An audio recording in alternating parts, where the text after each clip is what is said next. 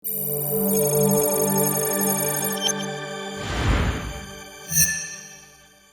assalamualaikum teman-teman semua. Pada kesempatan kali ini kita akan membahas mengenai use case diagram. Seperti yang kita ketahui, dalam sebuah siklus pengembangan software itu terdapat banyak fase yang ada di dalamnya. Mulai dari perencanaan, kita merencanakan software kita seperti apa, kebutuhannya seperti apa. Lalu kita menganalisis dari kebutuhan software kita. Di sini kita menganalisis kebutuhannya secara mendetail. Lalu hasil dari kebutuhannya kita masuk ke fase desain. Sebelum kita ngoding, kita ada masuk ke fase desain. Dan di fase desain ini, kebutuhan-kebutuhan yang sudah kita analisis akan kita modelkan. Modelkannya dalam bentuk apa? Dalam bentuk diagram. Ada use case diagram, activity diagram, class diagram, sequence diagram, dan diagram lainnya. Pada kesempatan kali ini kita akan membahas mengenai use case diagram. Apa itu use case diagram? Use case diagram merupakan sebuah diagram yang menggambarkan apa yang user lakukan di sistem kita. Jadi di sistem kita ini user ini bisa ngapain aja akan kita gambarkan di dalam sebuah use case diagram. Use case diagram tidak menggambarkan bagaimana kerja dari sistem kita atau alurnya. Use case diagram menggambarkan fungsionalitas dari sebuah sistem. Jadi pada tahap sebelumnya, tahap analisis kebutuhan, kita sudah menganalisis apa saja kebutuhan fungsional dan non-fungsional. Nah, pada use case diagram ini kita akan memodelkan dari kebutuhan fungsionalnya dan menekankan pada apa bukan bagaimana, lalu menggambarkan kebutuhan sistem dari sudut pandang user. Oke, komponen-komponen dari use case diagram itu ada apa saja? Yang pertama, kita punya use case. Use case di sini berbentuk elips. Apa isinya? Isinya berupa fungsionalitas dari kebutuhan software kita. Biasanya dituliskan dengan format seperti memasukkan kartu, memasukkan PIN, melihat barang, melakukan login. Biasanya dituliskan dengan format seperti ini. Komponen yang selanjutnya adalah aktor. Aktor yang ada pada use case diagram menggambarkan siapa saja yang ada pada sistem kita. Aktor di sini adalah role, tidak sampai spesifik user. Misalkan dalam sebuah sistem jual beli, pasti di dalam sistem jual beli tersebut ada yang namanya pembeli, lalu ada yang namanya penjual, dan ada yang namanya administrator. Oke, selanjutnya komponen selanjutnya adalah sistem boundary. Dalam sistem boundary ini kita akan menaruh use case-nya. Lalu kita akan meletakkan nama dari sistem kita di dalam kotak ini. Semua yang ada di dalam kotak ini termasuk dalam lingkup sistem kita. Aktor berada di luar. Karena aktor bukan merupakan bagian dari sistem kita, maka aktor akan diletakkan di luar. Oke, selanjutnya ada relationship. Apa itu relationship? Ini adalah garis atau yang menghubungkan antara satu use case dengan use case lain, atau juga dari aktor ke use case. Di sini ada 4 jenis. Kita akan masuk ke penjelasan lebih dalamnya. Nah, yang pertama ada association relationship, penghubung antara aktor dan use case. Di sini kita memiliki aktornya, lalu di sini ada use case-nya, dan kita hubungkan. Kita menghubungkannya dengan association relationship.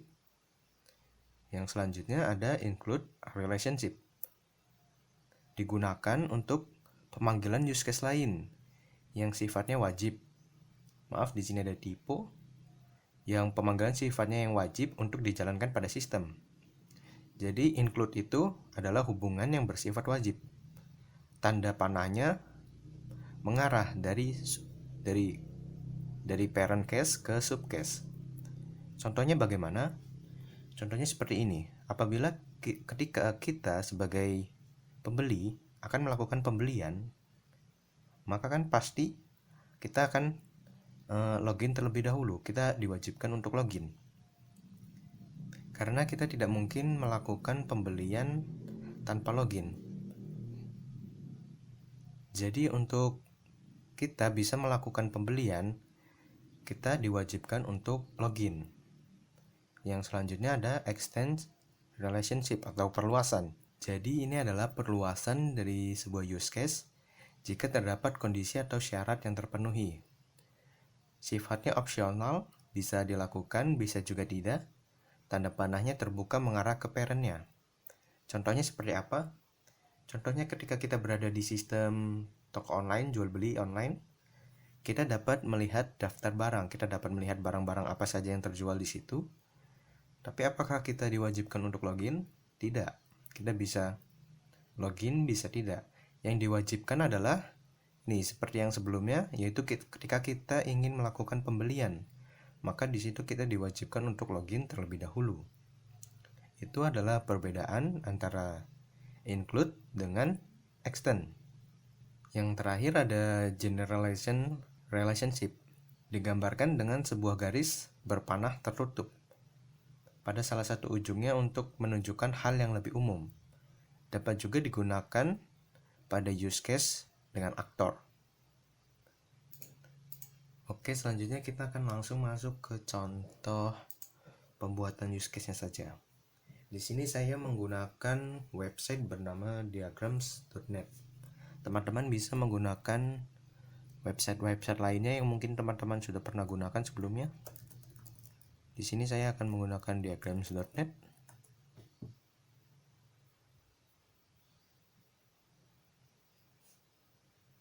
Di sini langsung kita klik start saja. Kita buat baru, kita beri nama use case diagram.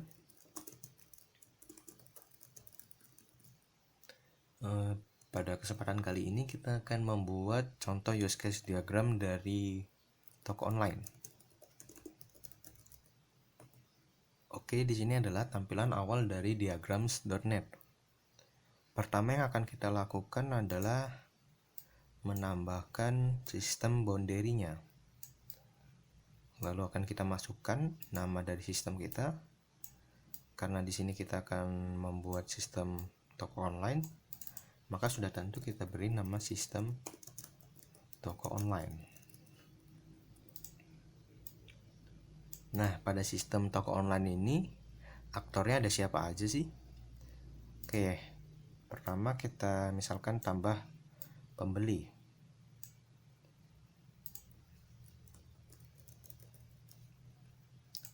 Nah, pembeli ini di sistem kita ini bisa ngapain aja?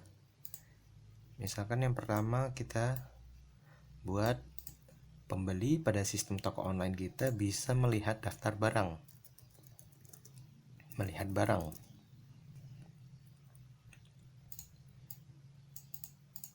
Lalu pembeli pada sistem kita juga bisa membeli barang.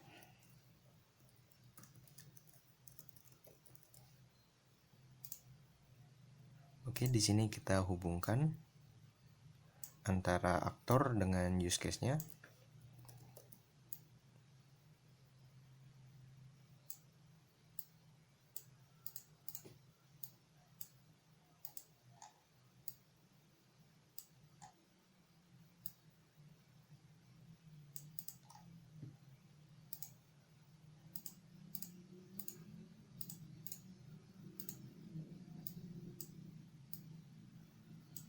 Nah, jika di sini kan jika melihat barang, biasanya kan jika kita suka dengan barangnya kita bisa memasukkannya ke keranjang. Maka di sini kita bisa buat menambahkan.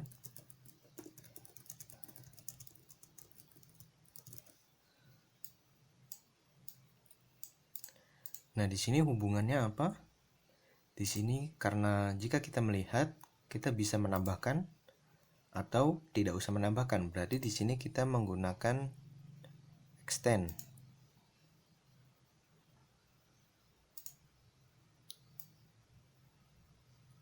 Oke, arahnya mengarah ke parent. Panah terbuka mengarah ke parent. Oke, di sini bersifat, kita ganti namanya jadi extend.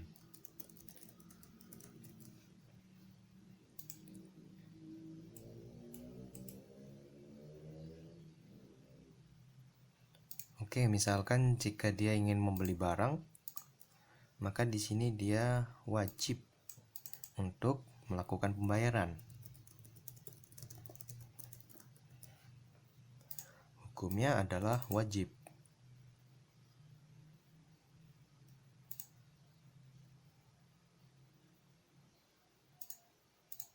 Hukumnya adalah wajib, arah panah kebukanya mengarah ke sub use case-nya. Kita ganti namanya jadi include.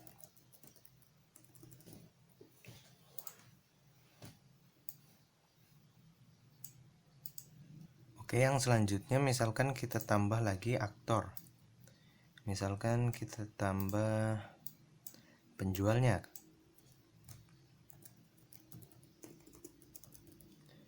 Penjual. Nah, di sini penjual bisa ngapain aja sih? Penjual bisa menjual, yang sudah pasti bisa menjual barang.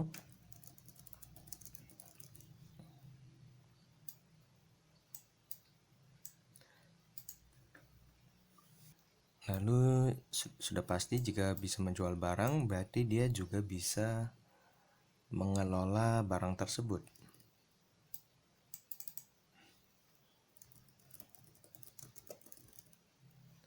Nah, mengelola barang di sini sifatnya apa? Pastikan bisa dilakukan atau tidak dilakukan. Maka untuk arah dari menjual barang ke mengelola barang, kita akan menggunakan extend.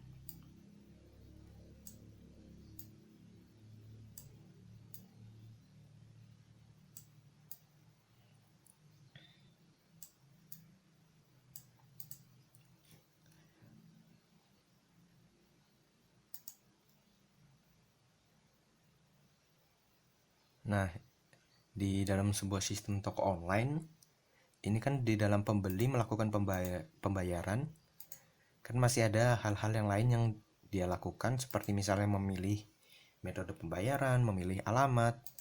Nah, itu tidak kita masukkan ke dalam use case diagram kita. Kenapa? Karena use case diagram kita ini, isi dari use case-nya itu hanya gambaran-gambaran besarnya saja. Untuk gambaran-gambaran yang lebih detailnya, nanti kita ada activity diagram, ada sequence diagram, dan ada class diagram.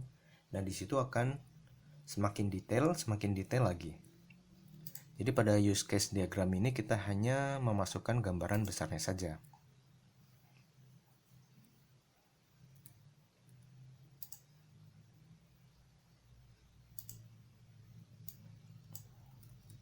Lalu misalnya di sini kita tambah lagi aktor. Misalkan kita tambah admin. Admin di sini bisa ngapain aja? Misal admin bisa mengelola jual beli.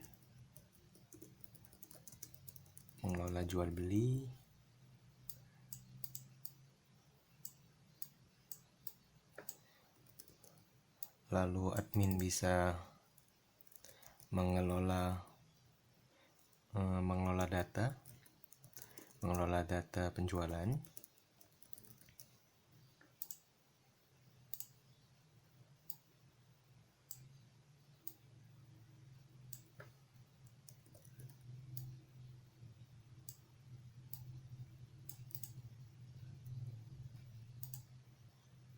Oke, berikut adalah hasil dari use case diagram sistem toko online yang telah kita buat.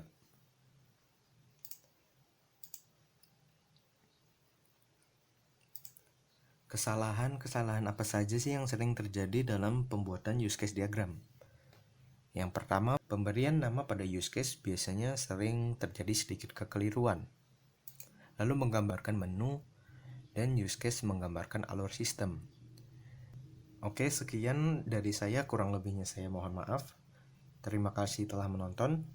Saya akhiri, wassalamualaikum warahmatullahi wabarakatuh.